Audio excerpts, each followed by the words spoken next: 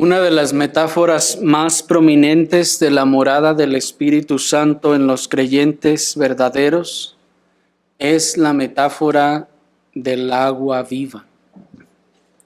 Acompáñenme a leerla en el Evangelio de nuestro Señor Jesucristo según Juan. El Evangelio de nuestro Señor Jesucristo según Juan, en el capítulo 7, en el versículo 37 al 39. Juan capítulo 7, versículo 37 al 39, dice la palabra del Señor.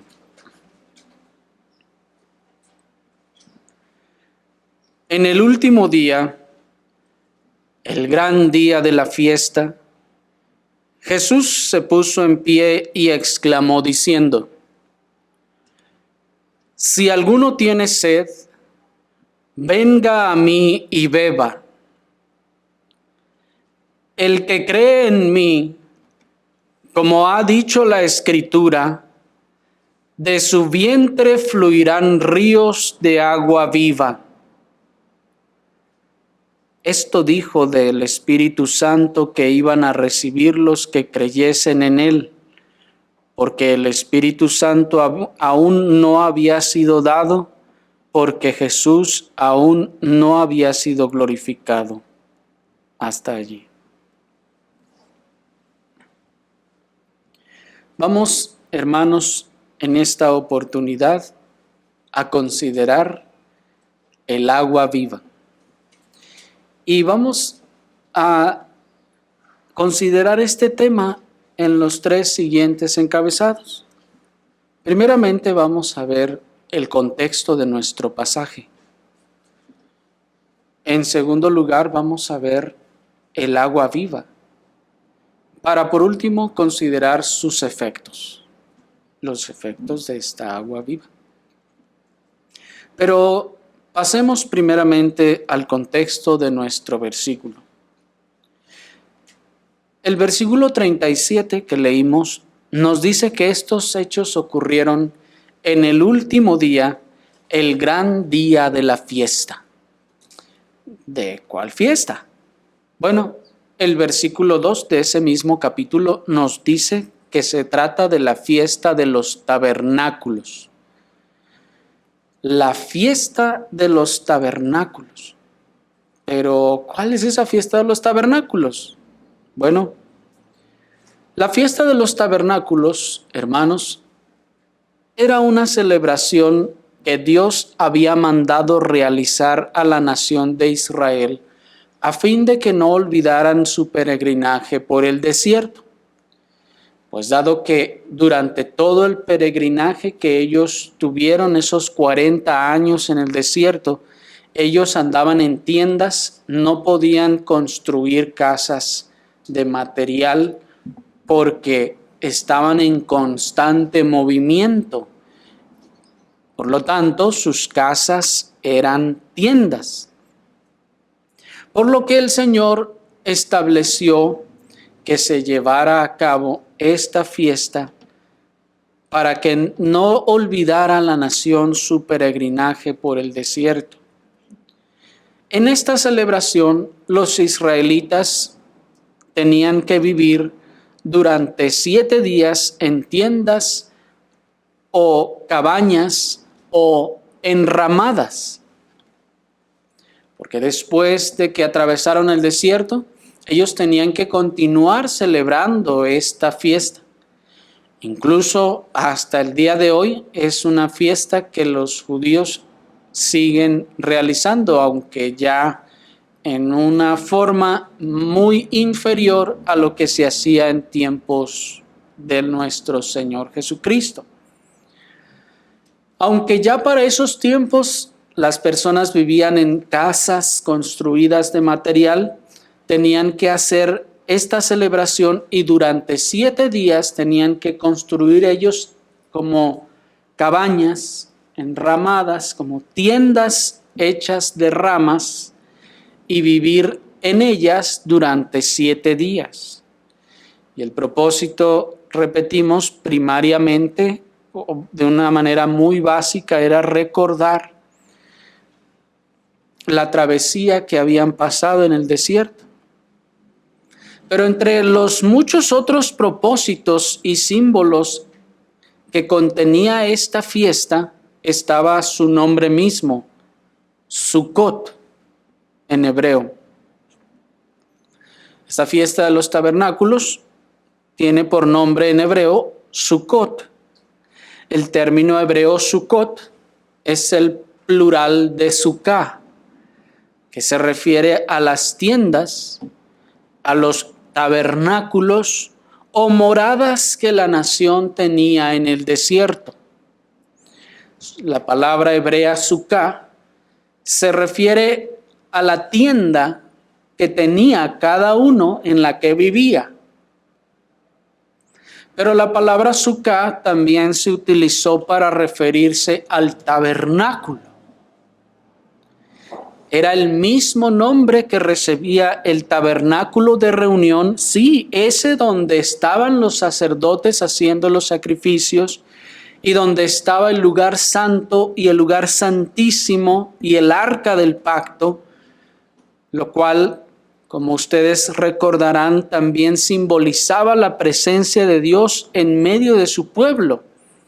De manera entonces, hermanos, que el mismo término hebreo hacía alusión no solo a una morada y ya, sino a la morada de Dios entre su pueblo. El tabernáculo de reunión se llamó tabernáculo precisamente porque simbolizaba la morada de Dios entre su pueblo, y esa era la razón por la que el arca del pacto estaba allí. Y eso es muy significativo, hermanos, porque es precisamente en la celebración de esta fiesta que simbolizaba, entre otras cosas, la presencia de Dios entre su pueblo, que nuestro Señor Jesucristo se pone en pie y les grita estas cosas. Ellos estaban celebrando otra vez la fiesta de las moradas o las tiendas o los tabernáculos, que simbolizaba la presencia de Dios entre el pueblo. Recuerden ustedes que el tabernáculo estaba siempre en medio de todas las tribus, y eso estaba simbolizando que Dios estaba en medio de su pueblo. Recuerden ustedes que Dios mandó que el tabernáculo se erigiera en un lugar y que la tribu de Rubén estuviera a tal lado, la tribu de Benjamín a tal lado, Judá al otro lado, y así cada una de las 12 tribus rodeaban el tabernáculo completamente. Incluso cuando iban a marchar y se iban a mover, y cada uno levantaba sus tiendas y agarraba sus cosas, todos caminaban y marchaban en ese mismo orden. Caminaban o hacia allá o hacia acá, caminaban ellos todos en ese mismo orden, y el tabernáculo de reunión, que era llevado por los sacerdotes y los levitas, iba caminando en medio de ellos. Esa era una gran figura, hermanos. Imaginen que les estaba diciendo, toda la nación iba caminando, cada uno por sus escuadrones, por sus tribus, como Dios lo había determinado, y la presencia de Dios en medio de ellos. Eso era lo que estaba anunciando esta fiesta de los tabernáculos. Y es en medio de esta fiesta, que duraba 7 días, en el último día, que era el día más importante, que nuestro Señor Jesucristo está en el templo de Jerusalén, y en medio de esa fiesta, en el último día, en el templo, Él se para y les grita, porque ese es la fuerza del término griego que se tradujo como exclamó, es que gritó con todas sus fuerzas. Están todos aquellos, imagínenlos, están todos aquellos celebrando, muchos de ellos externamente esta celebración, muchos de ellos a la fuerza haciendo esta celebración. Ay, mamá, ¿por qué tenemos que estar aquí en esta tienda afuera si aquí está la casa? ¿Por qué tenemos que estar aquí aguantando el sol, el calor? No, ¿para qué lo hacemos? Muchos tal vez haciéndolo de mala gana, muchos llevando ya a cabo esta fiesta ya nada más por costumbre, porque siempre lo hemos hecho así. Y entonces el Señor se pone en pie y les grita y les dice: si alguno tiene sed, venga a mí y beba. El que cree en mí, como ha dicho la Escritura, de su vientre fluirán ríos de agua viva. Y se cayó. Qué impresionante debió ser eso, hermanos.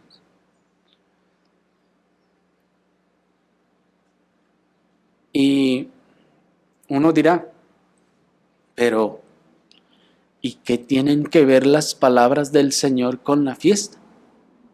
Bueno, pues todo, hermanos, todo.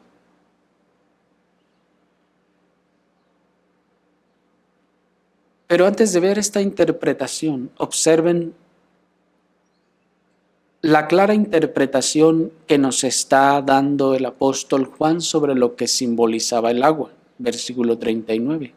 Dice: esto dijo del Espíritu Santo que iban a recibir los que creyesen en él, porque el Espíritu Santo aún no había sido dado, porque Jesús aún no había sido glorificado. Noten entonces que ya el apóstol Juan nos está ahorrando el trabajo y nos está diciendo, esto lo dijo del Espíritu Santo. ¿Qué cosa? El agua viva. El agua de la que estaba hablando, dice, era el Espíritu Santo. Ahora bien, con esto en mente, observen este acontecimiento tan lleno de significado, hermanos. En la fiesta que simbolizaba la presencia de Dios entre su pueblo, y en medio de muchos que probablemente estaban haciendo estas cosas ya por costumbre, ya solo externamente, ya nada más para cumplir, el Señor se pone de pie y grita a voz en cuello: si alguno tiene sed, venga a mí y beba. Es como si él se hubiera puesto de pie y les hubiera gritado y les hubiera dicho: si alguno desea verdaderamente la morada de Dios en él, venga a mí y beba. ¿Me explico?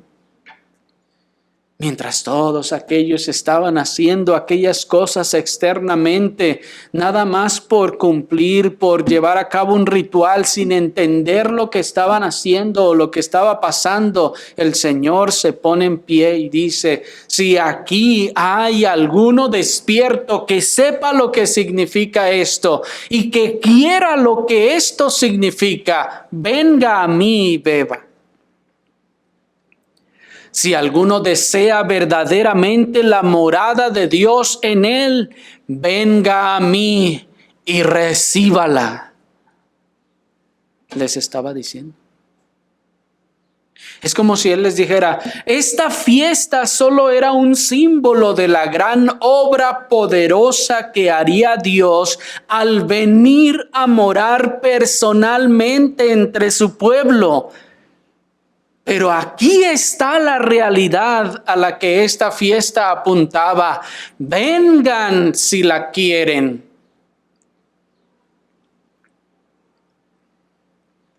Es como si les dijera: si alguno desea recibir la verdadera presencia de Dios en medio de su pueblo, venga a mí para que la reciba.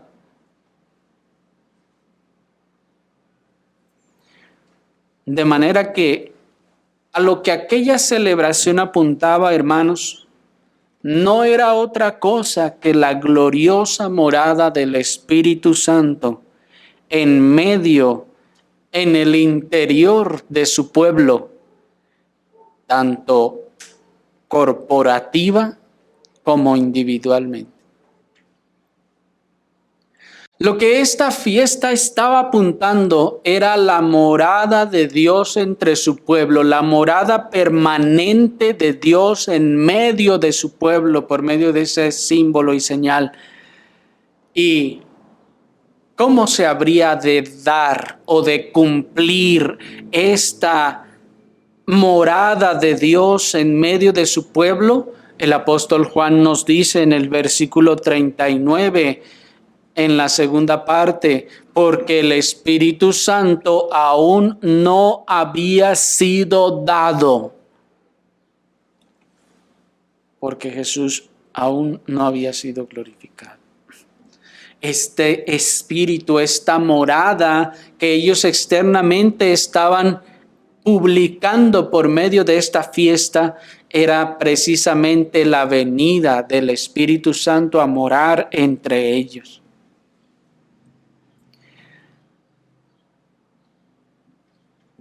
Esto, hermanos, estaba siendo anunciado cada vez que ellos celebraban esta fiesta, pero el Señor pone fin.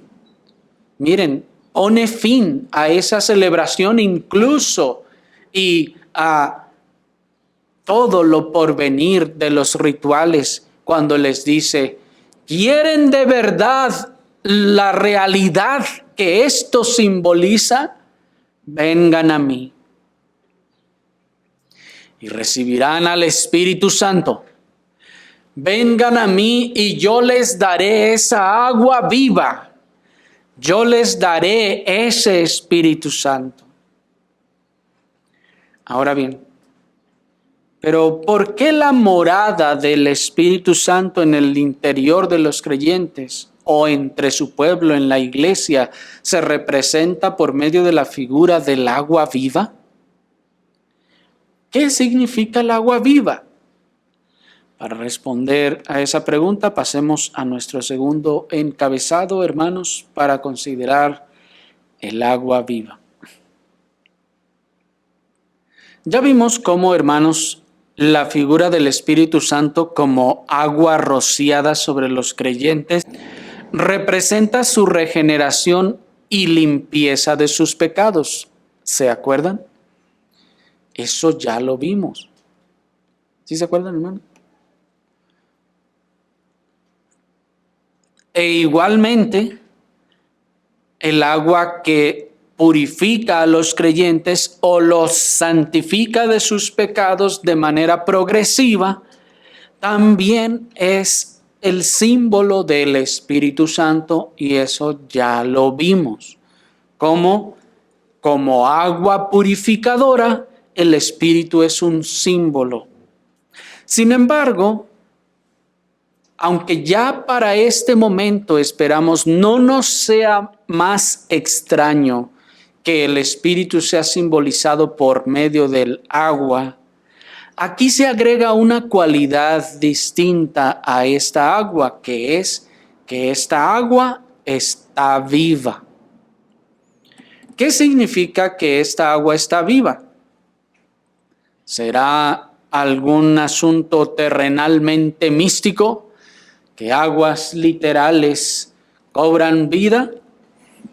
No, hermanos, no es así. Primeramente, como dijimos, aunque esta agua es llamada viva a causa de su cualidad vivificante que produce el Espíritu Santo, pues el Espíritu es el que vivifica, dice Juan 6:63, no solo se le llama viva por su vivificación inicial, sino también por su cualidad operativa, constante y creciente, hermanos. Sí, es agua viva ciertamente porque vivifica, pues el Espíritu es el que vivifica, dice Juan 6:63. Pero no solo es llamada agua viva por eso, porque da vida, porque produce la vida en el creyente. Cuando le regenera, ¿qué hace? Lo vivifica, le produce vida. Así el espíritu, si el agua es simbolizada o simboliza el espíritu, entonces esta agua que vivifica es una agua que produce vida. Sin embargo, en este caso, esta no solo es esa su símbolo, su representación, sino más bien es por su cualidad operativa constante y creciente. Esta es la razón por la que esta cualidad operativa del agua es representada en nuestro texto como un río que fluye desde el interior del creyente verdadero. Miren el versículo 38. El que cree en mí, como ha dicho la Escritura, de su vientre fluirán ríos de agua viva. El término que se tradujo como vientre, aquí se refiere a la cavidad interior que contiene nuestros órganos digestivos. Sí, hermanos, a eso se refiere. ¿Y será entonces que allí es de donde va a salir agua? No, hermanos, no caigamos en el mismo error de la samaritana. En pensar en el pozo literal, en el agua literal o aquí en el vientre literal. No. Pues este es un tipo de hebraísmo que representaba al corazón o al centro de la actividad moral interna del hombre como entrañas. En el Antiguo Testamento encontramos, hermanos, muy repetida la palabra entrañas. El salmista dice, por la noche me enseñan mis entrañas.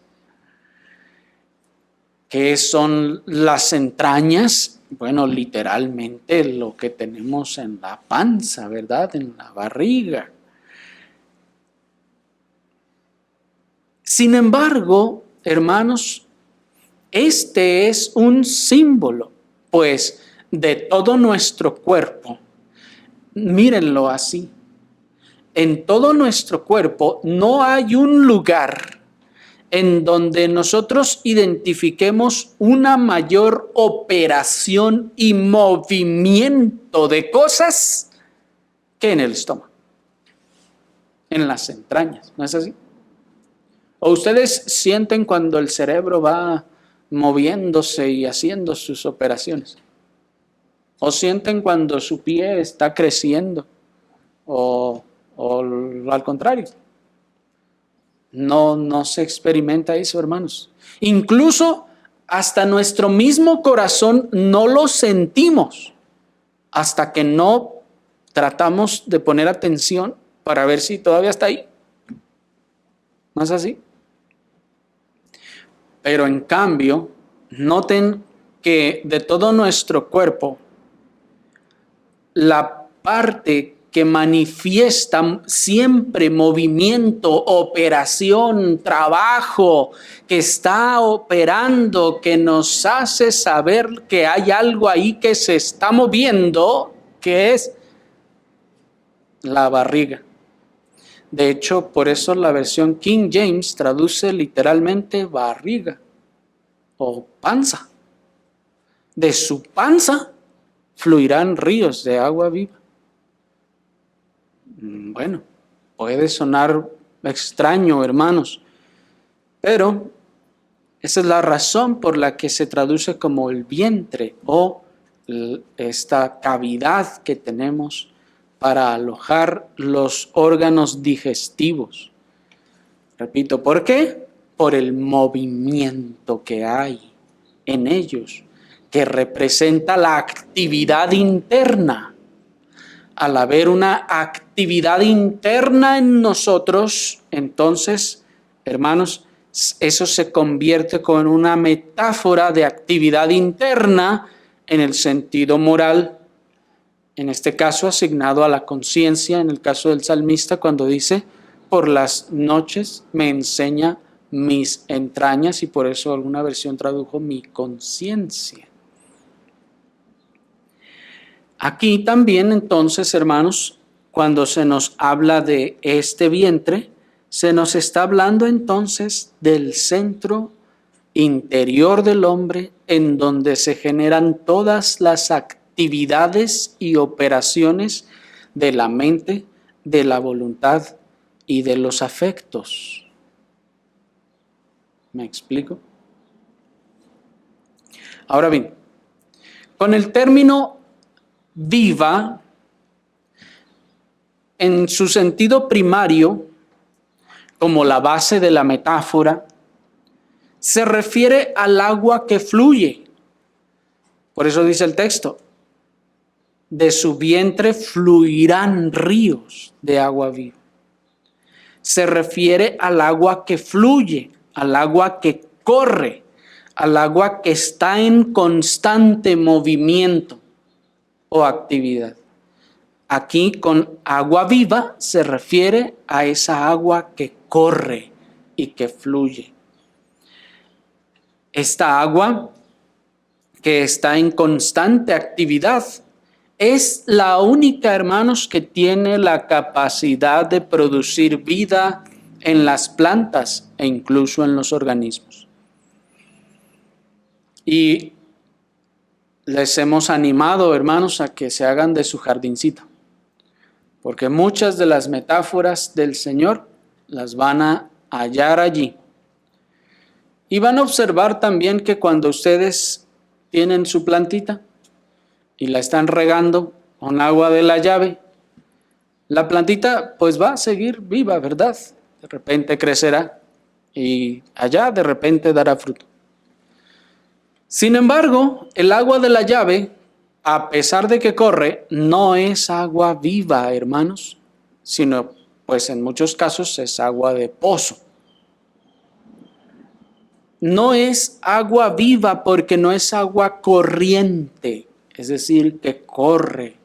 En ese sentido básico de la metáfora, agua viva es el agua que corre, que está fluyendo, que está en constante movimiento. Y hermanos, ustedes hagan la prueba. Tomen agua del río y rieguen su plantita y compárenla con la otra que se riega con agua de la llave y van a encontrar una diferencia muy notable. Y eso se ve, por ejemplo, en el caso también de la lluvia. La lluvia nos da agua viva, hermanos, no agua muerta o seca o estancada, nos da agua viva. Con esa agua viva es que cuando el agua de la lluvia, que es en este caso la más viva de todas, y miren qué metáfora, es la que cae del cielo, qué cosa tan significativa, ¿no les parece? Esta agua es la que más provecho le da a la plantita. Ustedes pueden echarle 50 litros de agua de la llave a su plantita para que les produzca un limón o una florecita, pero con una cantidad muy inferior de agua de lluvia, hermanos, la plantita puede hacer el mismo trabajo o más. Porque el agua viva contiene nutrientes que son necesarios para el crecimiento de la plantita. E incluso es la razón por la que ahora el gobierno anda por todas las calles diciéndoles que no dejen recipientes, que no dejen llantas donde se acumule el agua, esa agua viva, que no se acumule. ¿Por qué? Porque como es agua viva, produce, hermanos. ¿Qué produce? Larvitas que llamamos maromeros y luego esos se convierten en zancudos y etcétera. Pero Notan que luego también andan pasando con unos costalitos, échelo a su tinaco, a su esto. ¿Para qué? Para matar el agua. Para matarle todos esos agentes vivificadores. Todos esos agentes que producen el desarrollo de esos organismos. Bueno, todo esto para decir pues que en el sentido básico de la metáfora, e incluso en la antigüedad, e incluso en la nación de Israel, la expresión agua viva se refería a un río que está corriendo. La que está en la cisterna no es viva. ¿Me explico? La viva es la que está corriendo. Bien. Ahora bien, adicionalmente, esta cualidad activa u operativa es puesta en contraste también por nuestro mismo Señor Jesucristo con el agua que no fluye. Miren allí en Juan capítulo 4, versículo 10. Allí mismo en el capítulo 4, en el versículo 10 dice: respondió Jesús y le dijo: si conocieses el don de Dios y quién es el que te dice, dame de beber, tú le pedirías a él y él te daría agua viva. La mujer le dijo: Señor, no tienes recipiente para sacarla y el pozo es hondo. ¿De dónde pues tienes esa agua viva? ¿Acaso eres tú mayor que nuestro padre Jacob, que nos dio el pozo del cual bebió él mismo y sus hijos y sus ganados? Respondió Jesús y le dijo: cualquiera que bebiere de esta agua volverá a tener sed, pero el que bebiere del agua que yo le daré no tendrá sed jamás. Mas el agua que yo le daré será en él una fuente de agua que borbotea a vida eterna. Hasta allí. Observen, hermanos, el contraste entre el agua del pozo y el agua viva, que está en constante fluidez como la de un río.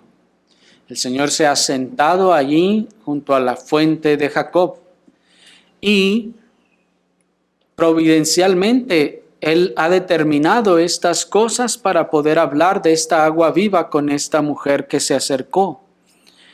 Esta mujer no entiende de qué agua le está hablando y dice: pues sí, aquí hay agua en el pozo, pero yo no veo que tengas un balde para sacarla.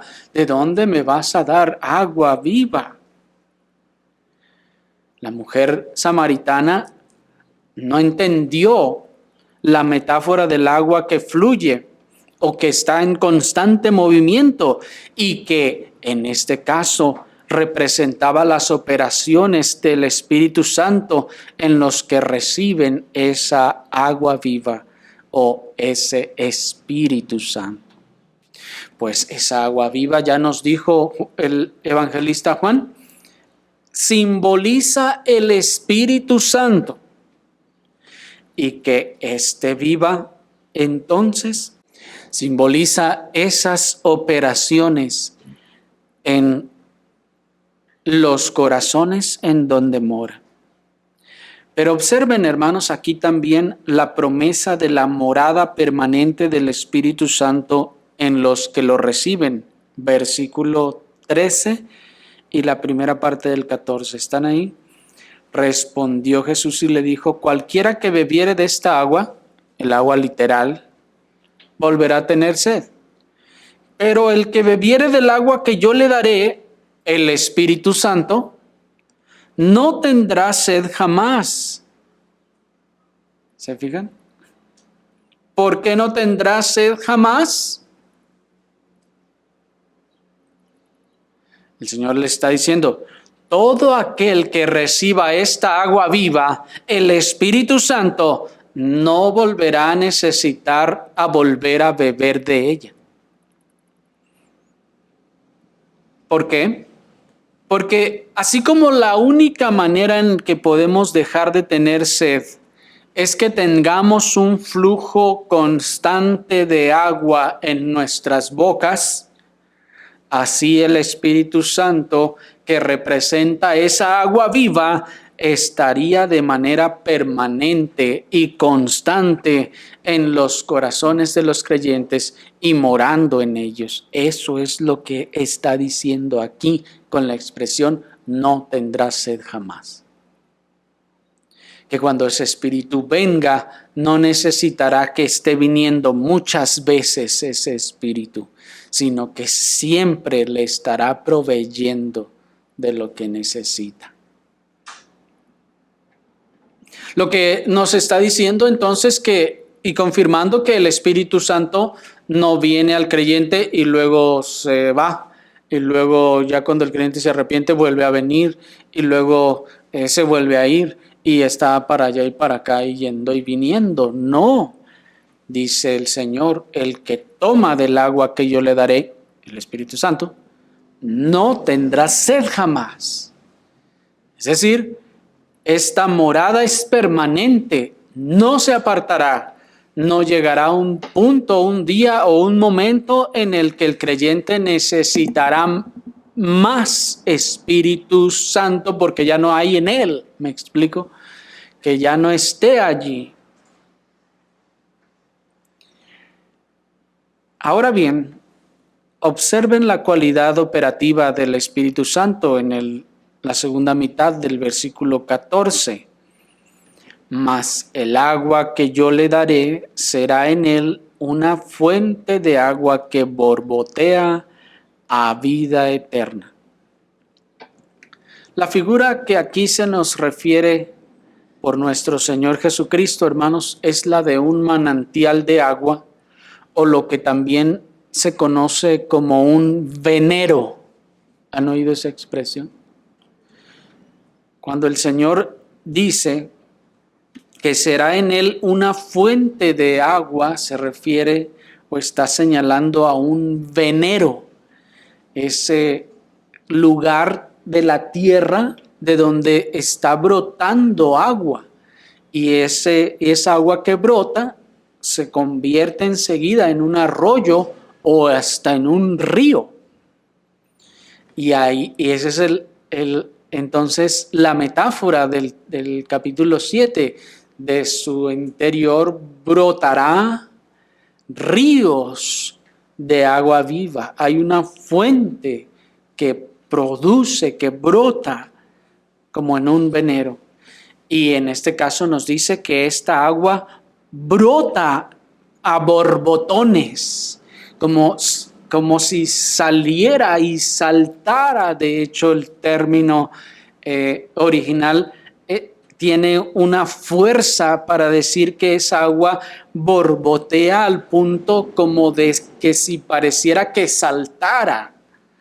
Por eso la versión 60 traduce como salta, pero se refiere a ese borbotear tanto, que se levanta tanto como, pues tal vez no como si fuera un geyser, ¿verdad? Pero que se levantan los brotes de agua, más bien como si fuera una fuente artificial. ¿Cómo es una fuente artificial?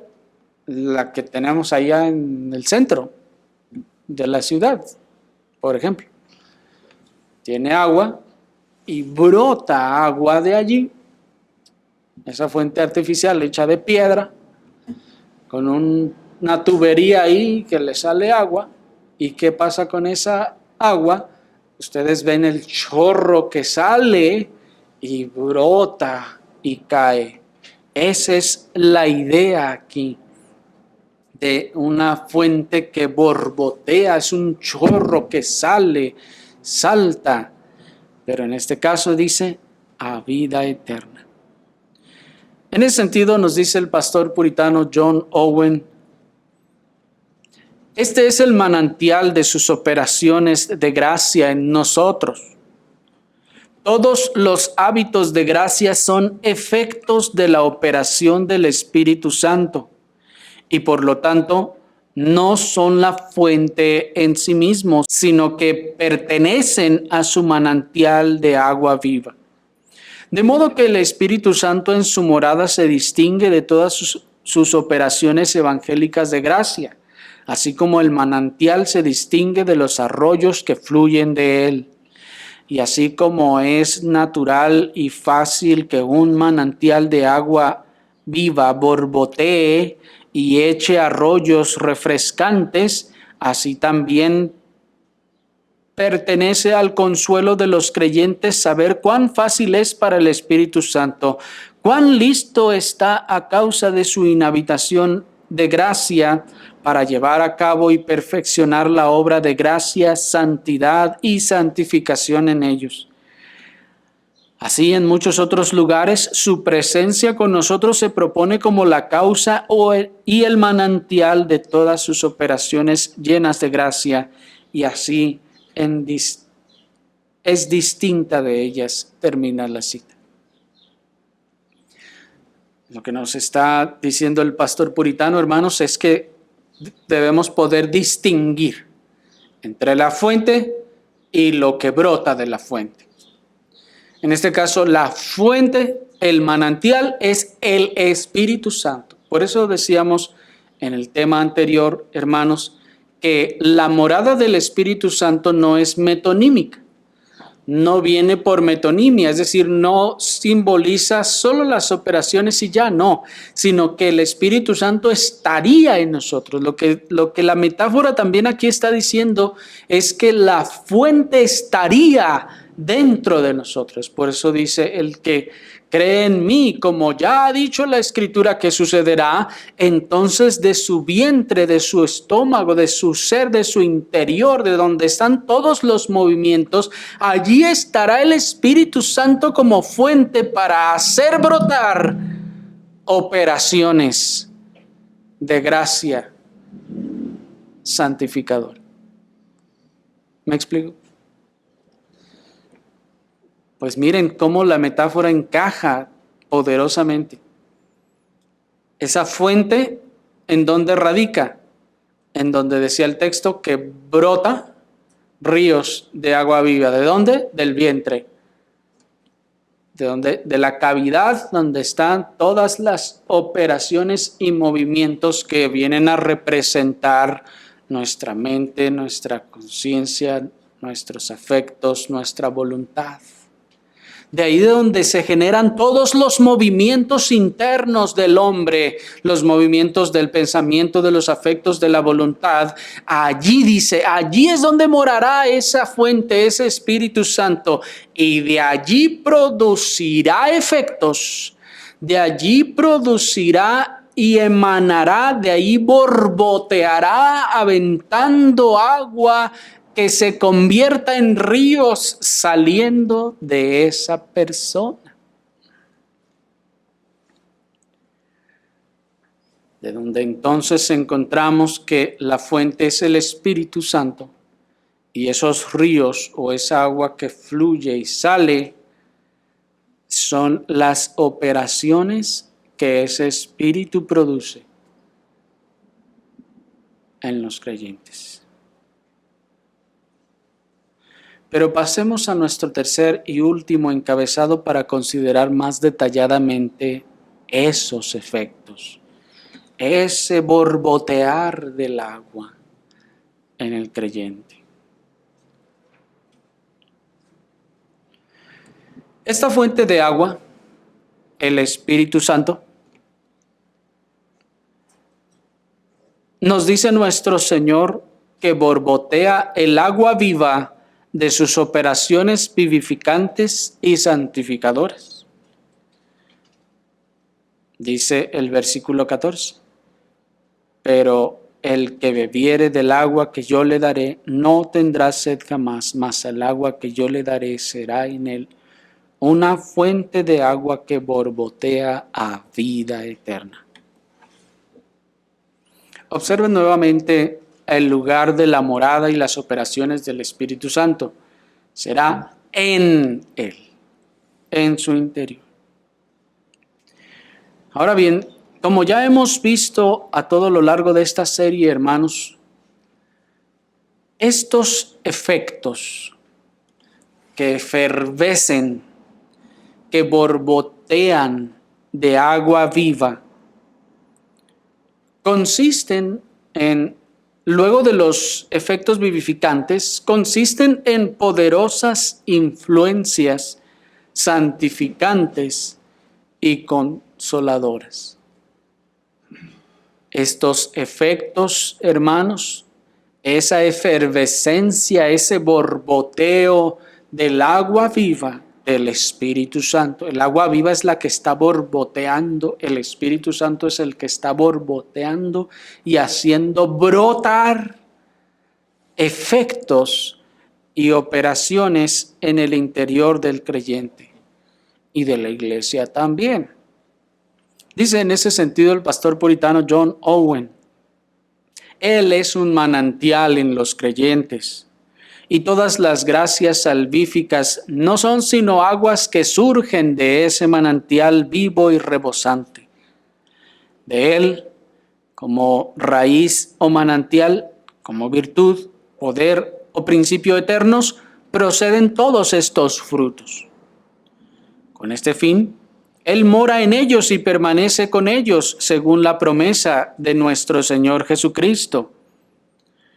Con esto, el Señor Cristo efectúa su propósito al ordenar a sus discípulos que produjeran frutos, que debían permanecer, como dice Juan 15:16. En el lugar de su santa residencia obra efectos libremente, según su propia voluntad. Y no hay nada que tenga la verdadera naturaleza de la gracia salvadora excepto lo que es el fruto del Espíritu. No tenemos primero estas gracias y luego en virtud de ellas recibimos el Espíritu, pues ¿por qué habríamos de tenerlas por nosotros mismos?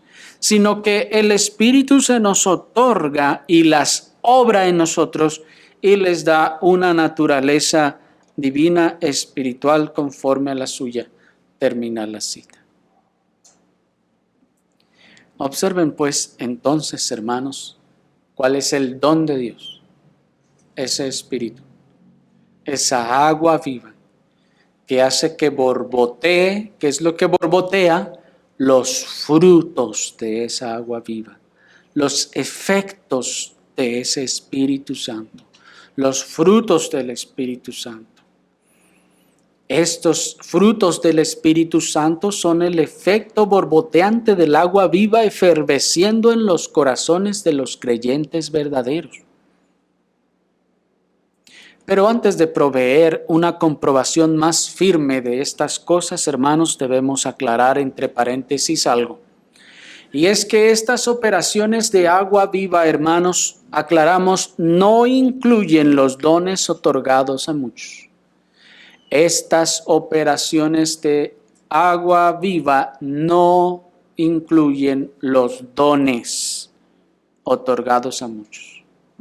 Estos dones son ciertamente obras y efectos del poder del Espíritu, pero no son frutos del Espíritu. Tengamos esto siempre presente. Los dones son obra del poder del Espíritu, pero no son frutos del Espíritu. Son efectos de su operación sobre los hombres, no los frutos de su obra en ellos. Esta es la razón por la que muchos pueden recibir estos dones, pero nunca recibir los frutos del Espíritu. Ese efecto borboteante, esos ríos de agua que fluyen, no serán recibidos, en este caso, por aquellos. Ahora bien, hecha esta aclaración, hermanos, continuemos considerando estos efectos borboteantes o efervescentes de la morada del Espíritu Santo en los creyentes y acompáñenme a Jeremías capítulo 2, versículo 13. Jeremías capítulo 2, versículo 13 dice la Escritura. Porque dos males ha hecho mi pueblo. Me dejaron a mí, fuente de aguas vivas, para cavar para sí cisternas, cisternas rotas que no retienen aguas. Hasta allí. ¿Tiene ahora más sentido este versículo, hermanos? Porque dos males ha hecho mi pueblo. Me dejaron a mí, fuente de aguas vivas, para cavar para sí cisternas, cisternas rotas que no retienen aguas. Observen la tragedia de los que se hacían llamar el pueblo de Dios. Esta es la razón por la que el versículo anterior dice: espantaos cielos, horrorizaos y desolaos en gran manera. ¿Por qué? Porque dos males ha hecho mi pueblo. Me dejaron a mí, fuente de agua viva.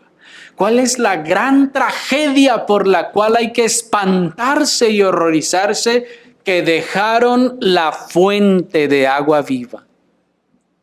¿Quién es la fuente de agua viva? El Espíritu Santo. El Señor les está diciendo: espántense porque los que se dicen ser pueblo de Dios han dejado al Espíritu Santo. Eso es lo que está diciendo el texto. Asómbrense y horrorícense porque los que se hacen llamar el pueblo de Dios abandonaron la doctrina del Espíritu Santo y su obra en el creyente, en la iglesia. Asómbrense porque los que dicen que son cristianos desecharon el ministerio del Espíritu Santo. No solo le desecharon en cuanto a la aceptación y reconocimiento de su ministerio, sino también en cuanto a la enseñanza y conocimiento de este ministerio. Pues como decíamos en la conferencia pasada, hagan la prueba.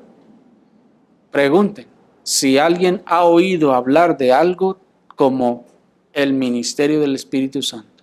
Y que no se trate de bailes, saltos, lenguas y milagros y cosas así.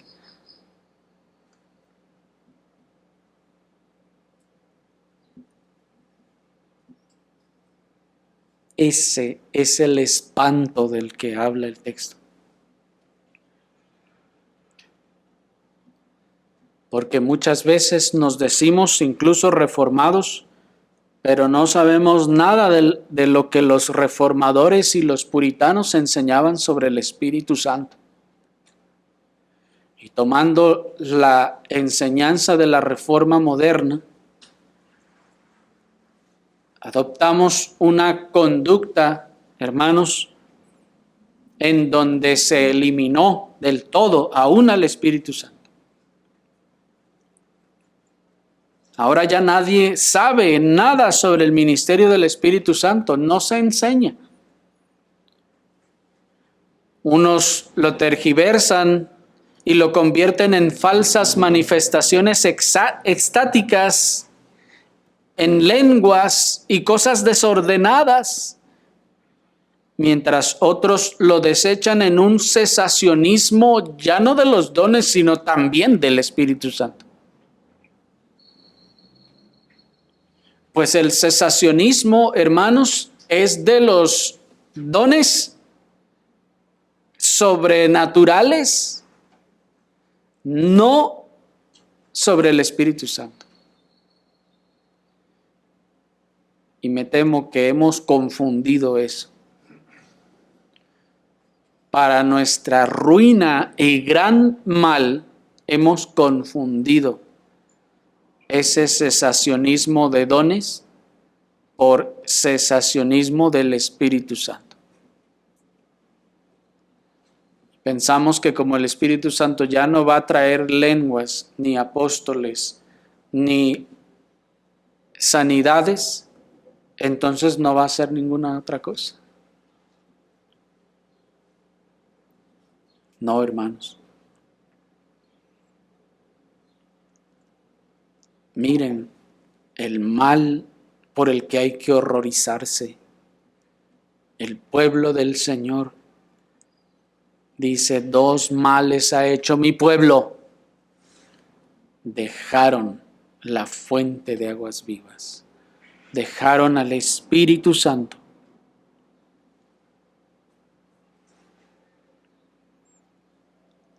Y así entonces, de este contraste recogemos la cualidad de la eficacia de esta agua en contraposición de los procedimientos externos y el conocimiento hueco.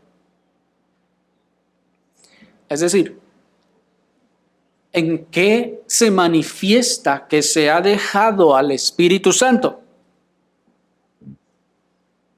En que ya que le han dejado,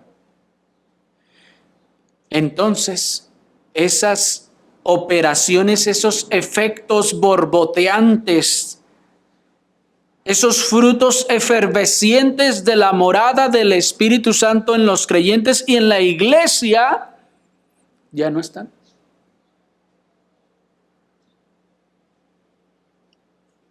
No están manifestándose. No hay ríos de agua viva.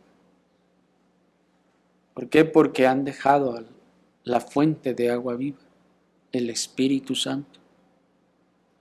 ¿Y cuál es la consecuencia de todo esto?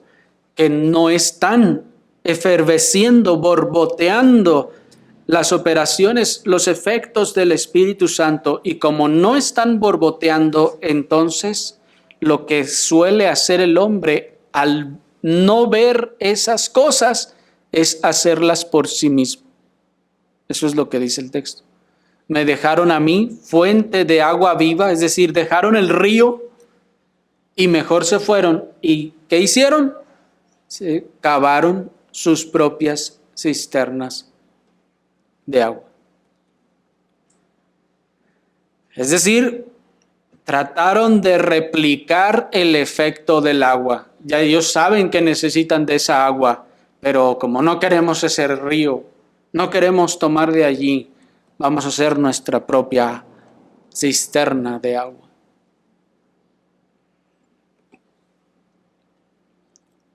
¿Qué significa esto? Que al no ver todos esos efectos borboteantes ni los frutos efervescentes de la morada del Espíritu Santo, entonces se pusieron a tratar de replicarlas con sus propias fuerzas y con sus propios medios en sus propias personas y en sus iglesias.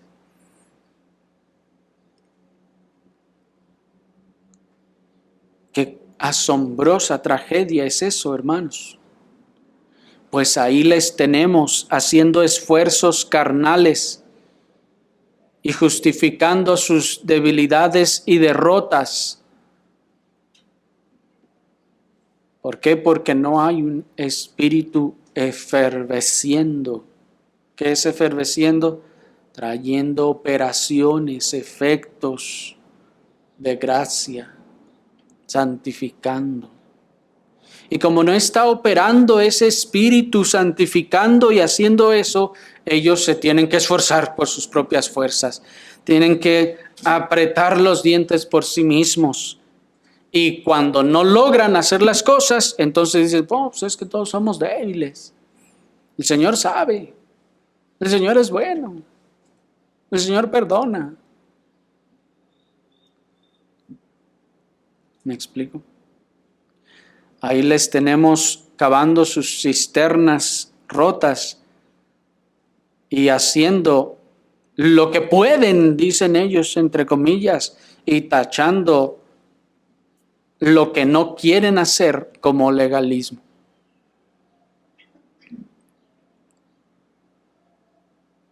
Porque si les dijeran, no te preocupes, hay un poder disponible en el Espíritu Santo para transformar tu mente y tu corazón de tal forma que tú puedas obedecer estas cosas que dice la Escritura. No son legalismo. No dirían, está bien, quiero ese poder, lo hago. Pero la razón, hermanos, generalmente por la que se rechaza eso y se tacha de legalismo es porque no puedo hacerlo y porque no quiero hacerlo. ¿Y por qué no puedo hacerlo? Porque no hay esa efervescencia del Espíritu Santo borboteando el agua viva. Ahí les tenemos cavando sus propias cisternas y aparentando piedad, pero como dice el texto, negando el verdadero poder que la produce. Y diciendo, sí, la Biblia habla de la piedad, pero pues no es todo eso que ustedes dicen. Uno se esfuerza y no llega a tanto. No, pero es que no se trataba de nosotros, ni de nuestras fuerzas, sino del poder del Espíritu Santo.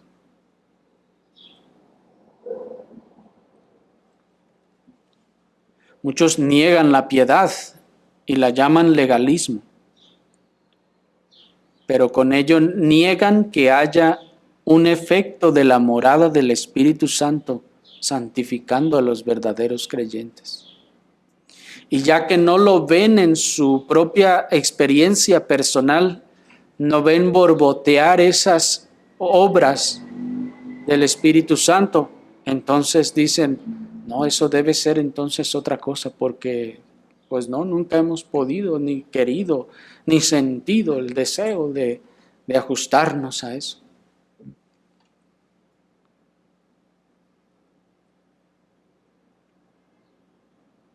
Para muchos ser reformado es conocer las doctrinas y los catecismos reformados y ya. A lo externo no es importante. Lo demás es lo de menos. Y su enfoque de muchas congregaciones, hermanos, es solo que conozcan doctrina.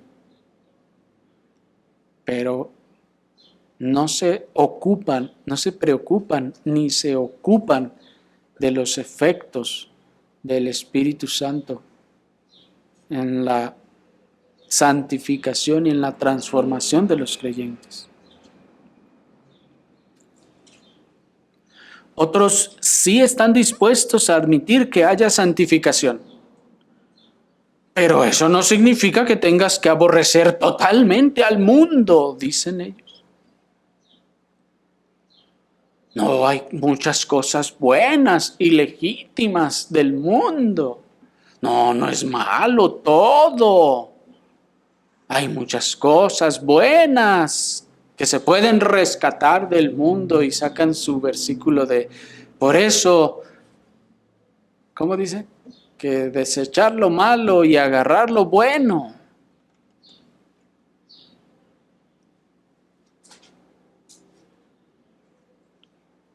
¿Por qué? Porque como no hay un efecto borboteante del agua viva en sus corazones, no les está llevando cada vez a aborrecer más al mundo, a despegarse cada vez más y a desquitarse cada vez más del mundo.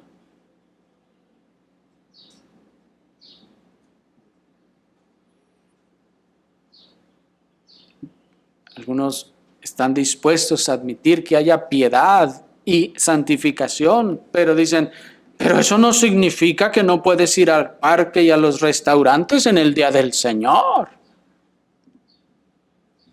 Eso no significa que no puedas hacer ejercicio en el día del Señor. Está dentro de tu libertad cristiana.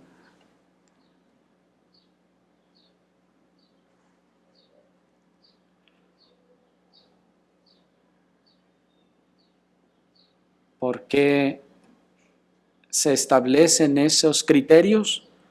Porque no hay un efecto borboteante del Espíritu del agua viva llevándonos, empujándonos, encaminándonos a santificación.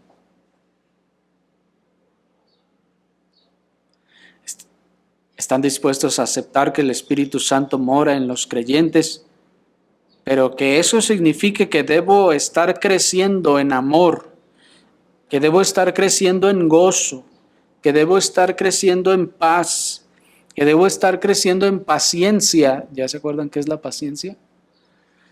Que debo estar creciendo en benignidad, que debo estar creciendo en bondad, en fe, en mansedumbre y en templanza, pues eso ya es otra cosa.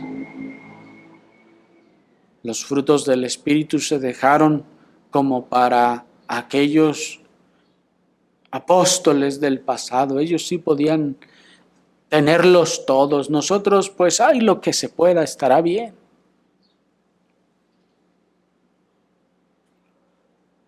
Pero hermanos, ese es el efecto del agua que borbotea. Esas operaciones de gracia, transformando, santificando, llevándonos a crecer en gracia.